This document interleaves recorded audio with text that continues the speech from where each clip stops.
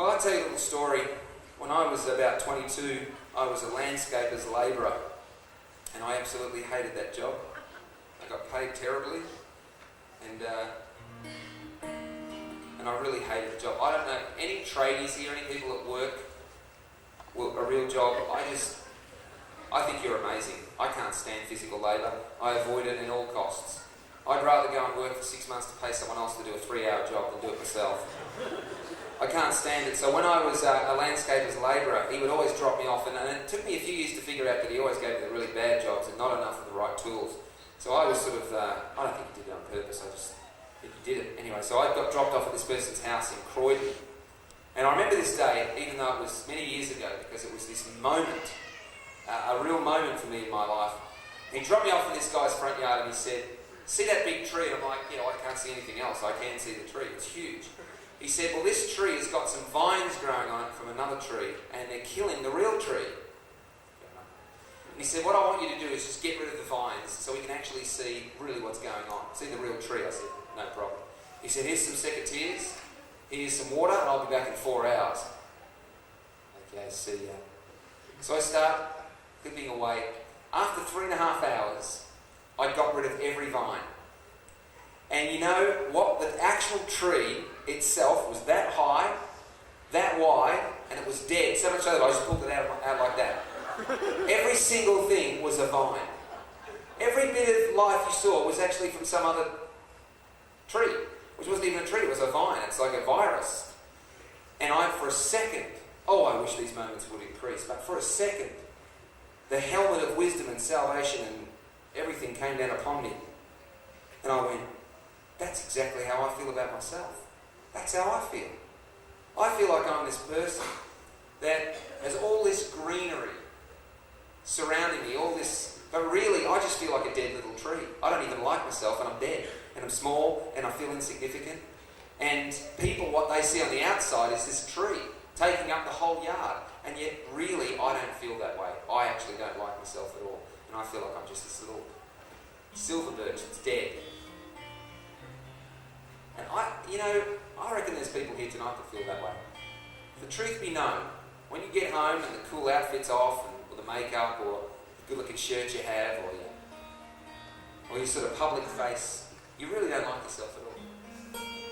And the very thing you want is for everyone to love you, but if they ever do, you can't take it. You can't actually receive. You're like the person that wants a big birthday party where all these famous people come and so you can go, so-and-so was there, my party. You're that person, and yet when people sing happy birthday to you, you can't take it. You get all embarrassed because the very thing you want, you actually can't receive. And if that's you, you are extremely human, because we're all like that to some degree. But that day I really realised that was the truth, and that's what I was like. And so I don't know whether it was some sort of fear of being discovered or some lack of honesty or some sort of songwriting skill, whatever, but I personified that thought into a song about somebody else. But really it's me. I might as well be honest now. I told you all to be honest at the start. To practice what I preach. That's why I get the tape, so I can listen to what I said, so I can go and do it. Quickly before my friends get it and tell me. I dedicate this song to anyone that feels that way and doesn't want it to be that way. The good news is that we don't follow Buddha, who's been dead for 8 centuries. Good bloke, but he's dead. We follow Jesus of Nazareth, who is alive. I don't know about you, but I think relationships with people who are alive are a whole lot more fun and interactive. And real, because you can connect. It's like the internet versus a Word document. One's ongoing, one's static. So this song is called Move On, and I told you what it's about all of us.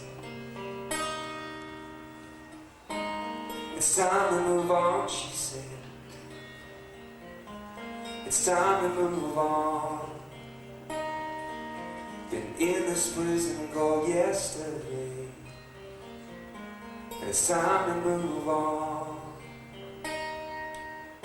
Paint a picture of a dying tree with hide its withered arms in greenery, and place it in a garden called security, and you will see the light that she's been living by. Round and around and around we go, fooling others, but we always know the time won't wait till we're ready to say surrender, and there's no time like tonight to let it all go. So take all your pain and let it go.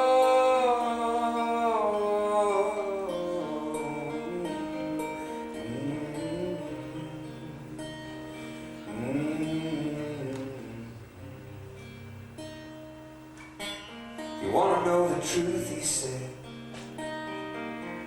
or you're happy with the lies? 'Cause I know a story sounds complete until you hear the other side. And I guess you know that you got the frame on me, and some would say that God won't let that be. But have they read the broken books of history? Is there a guarantee that the truth will set me free? Over and over and over again, the truth is forgotten like a summer romance.